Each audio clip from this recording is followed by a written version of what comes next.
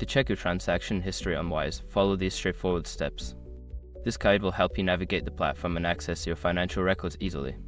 Step 1. Log into your account. Visit the Wise website or open the Wise app. Enter your email and password to log into your account securely. Step 2. Navigate to the Activities section. Once logged in, look for the Activity tab on the main dashboard. This section contains all your transaction details. Step 3. Filter your transactions. In the Activity section, you can filter your transactions by date, type, or status. Use these filters to find specific transactions more efficiently. Step 4. View transaction details. Click on any transaction to view more details. This will show you information such as the amount, date, recipient, and any fees associated with the transaction. Step 5. Export your transaction history. If you need a record of your transactions, look for an option to export your history.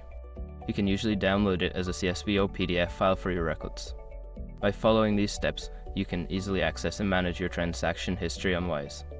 Regularly checking your transactions can help you stay on top of your finances.